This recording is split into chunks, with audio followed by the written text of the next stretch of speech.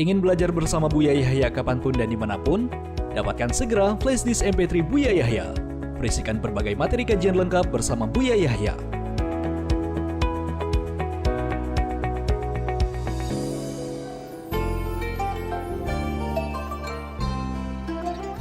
Assalamualaikum warahmatullahi wabarakatuh. Assalamualaikum warahmatullahi wabarakatuh. Allahumma sholli ala Sayyidina Muhammad wa ala ali Sayyidina Muhammad.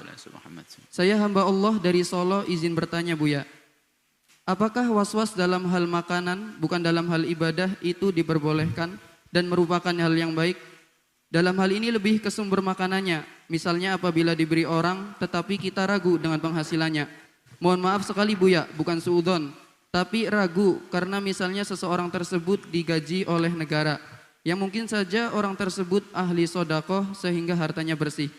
Juga was-was dari makanan yang dibagikan di masjid yang mungkin dari sumbangan orang yang tidak kita ketahui pekerjaannya seperti apa. Apabila kita diberi dan tidak memakannya tanpa sepengetahuan pemberi dan tidak menyinggung perasaannya, apakah termasuk mujahadatun nafas? Mungkin ada rasa khawatir terhadap doa ataupun berpengaruh terhadap ibadah. Pernah juga mendengar kisah apabila tidak salah, bahwasanya ada ulama yang sangat berhati-hati terhadap makanan. Hingga apabila tidak salah, beliau sampai mencari sumbernya ini dari mana, halal atau tidak. Terima kasih Buya, semoga Buya Yahya dan pengurus LP Dalbajah dipanjangkan umurnya dalam keadaan sehat walafiat. Wassalamualaikum warahmatullahi wabarakatuh. Assalamualaikum. Amin ya. Assalamualaikum. Berbeda antara was-was dengan ihtiyat. Ihtiyat itu berhati-hati. Kalau berhati-hati itu nanti, ada saat dia harus melakukannya. Kalau was-was dia enggak begitu. Misalnya nyembelih ayam, padahal sudah nyembelih, was-was. Ini benar enggak nyembelih saya, was-was. Akhirnya enggak makan, dibuang itu ayamnya.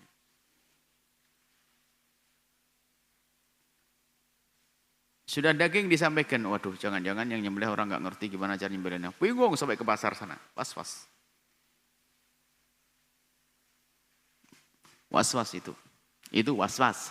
Tapi kalau urusan berhati-hati, itu dianjurkan, tapi bukan was-was.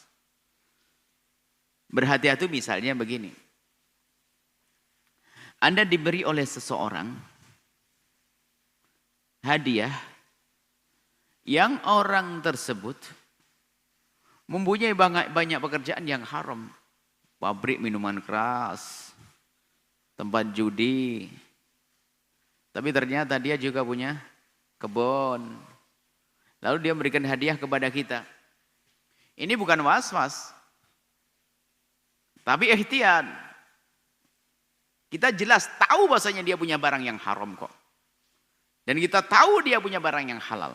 Cuman kan kita tidak bisa memastikan yang diberikan kepada kita bagian yang halal atau yang haram. Maka sah yang demikian ini adalah kita berhati-hati. Artinya apa? Jika seandainya kita diberi pemberian dari orang tersebut tidak bisa dikatakan haram. Karena bisa jadi itu dari yang halal. Tapi tidak bisa kita pastikan itu halal karena bisa jadi itu dari yang haram. Maka sesuatu yang tidak bisa disifati halal dan tidak bisa disifati haram, ulama atau baginda Nabi menyebut adalah syubhat.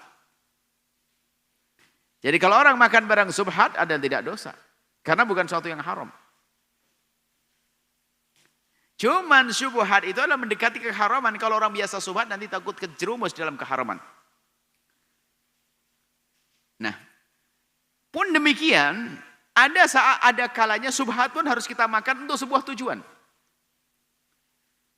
Menjaga hati seorang mukmin jauh lebih harus kita jaga. Misalnya dia menghidangkan makanan kepada Anda. Anda datang ke rumahnya untuk silaturahim karena untuk berdamai dalam beberapa permasalahan. Anda tahu dia adalah punya riba, punya ini dan tetapi menghidangkan agar-agar, menghidangkan minuman. Baik. Kita ingin berdamai, menyambung hati, sok banget, astagfirullah, sobat, tidak mau, Allah. Pekerjaanmu adalah ada halal, ada haram, saya tidak mau minum. Ini nyakiti hati orang, nggak boleh. Minum saja Allah. Bahkan menjadi wajib kadang minumnya untuk menjaga hati seorang beriman. Nah ini subhat. Orang yang ngerti makna subhat. Tapi kalau was-was enggak, gelisahnya enggak untuk enggak selesai. Ada was-was itu ada.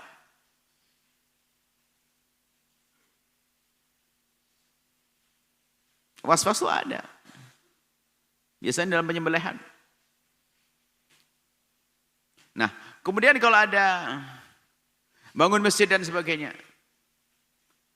Tidak diajarkan kita melacak, namanya fudul. Pengen melacak, dari mana sumbernya. Cukup kita memberitahu bahasanya, jangan diberikan ke masjid ini adalah uang riba, jangan bikin selesai begitu. Bukan setiap orang nyumbang dari mana sumbernya. Oh, nyakiti hati orang mau berbuat baik kok.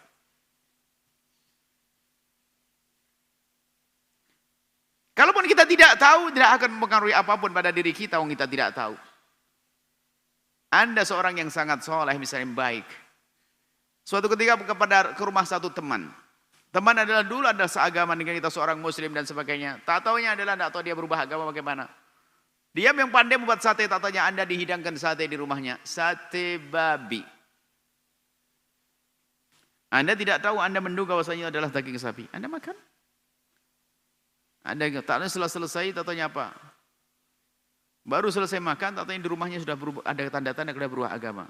Terus, tadi apa? Yang saya makan tadi?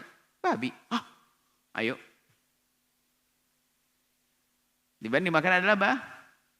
Tidak tahu, enggak dosa waktu makannya. Oh, enggak tahu dia. Ya enggak akan mempengaruhi insya Allah. Karena apa? Dia tidak tahu, orang tidak tahu.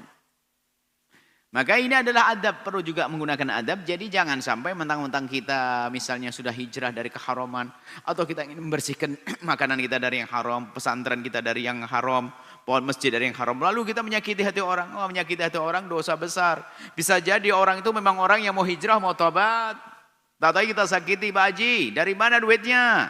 Yang haram gak boleh lah. Wah, gak boleh itu haram. Menyakiti hati orang gak? Dan kita tidak wajib menanyanya. Kecuali dia berkata bahasanya alhamdulillah, pakai alhamdulillah lagi. Semalam saya berhasil menang judi. Oh, pakai alhamdulillah judi. Mumbang ke pondok, oh enggak, jangan diterima. Dia terang-terangan kok mau menghina. Tapi kalau tidak terang-terangan selagi masih ada halalnya, enggak perlu, jaga hatinya dia. Nah, kalau untuk kita konsumsi pribadi, kalau kita waspada menjaga hati orang, betul tadi ditanyakan.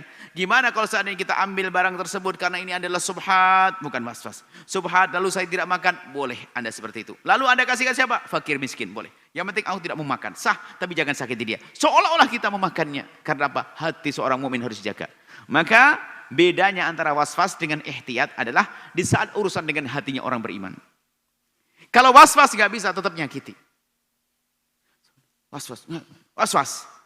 Tapi kalau dia hanya ihtiyat, punya ilmu dia, karena ihtiyat, maka untuk menjaga hati orang nggak apa-apa. Bismillah, ya Allah. Ini barang subhat ini. Dia kerjanya antara riba dan ini. Tapi dia adalah orang yang ingin hijrah, ingin taubat. Ngasih minum, diminum minumannya. Tapi kalau orang was-was nggak bisa, bingung dia, minumnya mukanya sudah kelihatan. Sok bersih, sok ini. Padahal itu iblis dan setan. Jadi kalau kita berhati-hati sah. Tapi dengan catatan. Tanda berhati-hati yang benar itu adalah tidak menyakiti hamba Allah yang beriman. Seperti itu. Semoga Allah mudahkan kita dalam menjauhi dari keharaman. Bahkan menjauhkan diri kita dari yang subhat. Wallahu a'lam bishawab.